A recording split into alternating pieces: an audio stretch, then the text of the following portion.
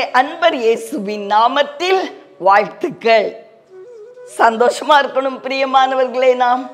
நம்முடைய அப்பா தினம் நம்மோடு இடைப்பட்டு நம்மை வழி நடத்துகிறார் இல்லையா? ஆதலால் நாம் சந்தோஷமா இருப்போம். இன்றும் பாருங்கள், அப்போஸ்தல நடபடி 27வது அதிகாரம் 11வது வசனம். அந்த வசனம் சொல்லுகிறது, 100க்கு அதிபதி பவுலினால் சொல்லப்பட்டவைகளை பார்க்கிலும் மாலுமியையும் கப்பல் எஜமானையும் அதிகமாய் நம்பினான். இத்தாலியா தேசத்துக்கு பவுல் அடிகளார் இன்னும் சிலரோடு கூட கொண்டு செல்லப்படுகிறார். எந்த கப்பல்ல போறாங்க?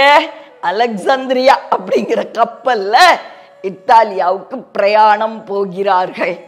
யூலியு அப்படிங்கிற பெயர் கொண்ட 100க்கு அதிபதியினுடைய கண்காணிப்புல இவர்கள் பிரயாணம் செய்து கொண்டு இருக்கிற வேளையிலே பவுலடிகளார் சொல்றாங்க, இந்த பிரயாணம் கப்பலுக்கும் சரக்குக்கும் மாத்திரமல்ல, நம்முடைய உயிருக்கு கூட சேதம் உண்டாக்க கூடும். அப்படிப்பட்ட காரியங்கள் நடக்கும் அப்படின்னு தீர்க்க தரிசனமாய் சொல்லுகிறார். ஆனா கப்பல் அதிபதி, கப்பலுடைய எஜமான், மாலுமி, அவங்கள என்ன சொல்றாங்க? பிரயாணம் ரொம்ப சேஃபா இருக்கும், ஏன்னா கடல் அமைதியா இருக்குது, காற்றெல்லாம் நமக்கு சாதகமா இருக்கு அப்படின்னு அவங்க சொல்லியிருப்பாங்கன்னு நினைக்கிறேன். யூலியு யாருடைய வார்த்தையை நம்பினாராம்? கப்பல் எஜமான், மாலுமி, அவங்கெல்லாம் சொல்றதுதான் உண்மை. ஏன்னா சூழ்நிலை இப்ப எப்படி இருக்கு? நமக்கு சாதகமா இருக்குது. ஆனால் யார் சொன்ன வார்த்தை நிறைவேறிற்று? பவுலடிகளார் ஆவியானவரை கொண்டு சொன்ன வார்த்தை நிறைவேறிற்று. பிரியமானவர்களே, ஒரு கொடுங்காற்றுல கப்பல் அகப்பட்டு அவங்க உயிருக்கே ஆபத்தான சூழ்நிலை ஏற்பட்டது என்று சொல்லி வேதம் நமக்கு சொல்லுகிறது. சில வேளைகளில் இப்படித்தான் நாமும் கூட சூழ்நிலைகளை பார்த்து எல்லாம் சாதகமா தானே இருக்கு, ஆதலால் உலகத்தாருடைய கணிப்பு தான் உண்மை அப்படின்னு நினைப்போம். ஆனா ஆவியானவருக்கு தெரியும் நம்முடைய வருங்காலம், எதிர்காலம் என்ன நடக்க போகுது. சூழ்நிலைகளுக்கு மாறுதலா கூட காரியங்கள் நடக்கலாம், எல்லாம் அவருக்கு தெரியும் பிரியமானவர்களே. ஆதலால் ஆவியானவருடைய வார்த்தைகளை நம்ப நாம் கற்றுக்கொள்ளணும்.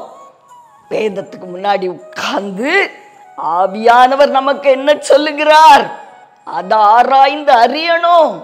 நம் எதிர்காலத்தை குறித்து, அடுத்து நடக்க போற காரியத்தை குறித்து, நம்முடைய பிள்ளையுடைய திருமண வாழ்வை குறித்து, நம்ம பிள்ளைகளுடைய எதிர்கால வாழ்வை குறித்து, நம்முடைய எதிர்காலம் அது எப்படி இருக்கும், தேவன் என்ன சொல்ல விரும்புகிறார், இவையெல்லாம் உலகம் கணிக்கிறத நம்ப கூடாது. உங்க நண்பர்கள் வந்து கூட சில காரியங்களை தீமையாய் சொல்லலாம், நம்பாதீங்க. யாருடைய வார்த்தை மாத்திரம்தான் நிற்கும், நிறைவேறும்? ஆவியானவருடைய வார்த்தை பிரியமானவர்களே, அதை மாத்திரம் நம்பி வாழ கற்றுக்கொள்ளுவோம், ஜெயம் உண்டாகும் பிரியமானவர்களே. அப்படி ஆவியானவருடைய வார்த்தை மட்டும்தான் நம்ம வாழ்க்கையில நிறைவேறும், நிலை நிற்கும். உங்களுக்காக ஜெபிக்கட்டுமா? அன்பின் பரலோக தகப்பனே, அருமையான எங்கள் நல்ல ரட்சகா நாதா, ஆவியானவரே, அன்பான தெய்வம் அப்பா, பவுலடிகளார் மூலம் கப்பல் பிரயாணத்தின் போது நீங்க சொன்ன வார்த்தைகள் நிறைவேறிற்றப்பா. முதலாவது கடுங்காற்று உண்டாகும்னு சொல்லும் போது கடுங்காற்று உண்டாயிற்று. அடுத்து உம்முடைய தூதன் தரிசனமாகி பிராண சேதம் ஒன்றும் நேரிடாது, பவுல் உன் நிமித்தம் தேவன் அதை செய்ய விரும்புகிறார் அப்படின்னு சொல்லி ஒரு சீக்கிரட்டை வெளியிட்ட பொழுது, ஒரு காரியத்தை சொன்ன பொழுது அதுவும் நிறைவேறிற்று நாதா. ஆதலால் எங்களை காக்கிற தெய்வம், எங்களுக்கு நல்வார்த்தைகளை கொடுத்து எங்களுடைய வாழ்க்கையை கட்டி எழுப்புகிற தெய்வம் நீங்க. உங்க வார்த்தையை நாங்கள் அறிந்து கொண்டு ஐயா அதின்படி கீழ்ப்படிந்து நடக்க கிருபை செய்யுங்கப்பா. உங்க வார்த்தையின்படி எங்க வாழ்க்கை காப்பாற்றப்படட்டும் நாதா. கடைசி காலங்கள்ல எங்கு பார்த்தாலும் புயல். தெய்வமே, உம்முடைய வார்த்தைங்கிற அந்த படகுக்குள்ள நாங்க வாழ்ந்து சுகித்திருக்க கிருபை செய்யும். இயேசுவின் நாமத்தில் ஆமென்.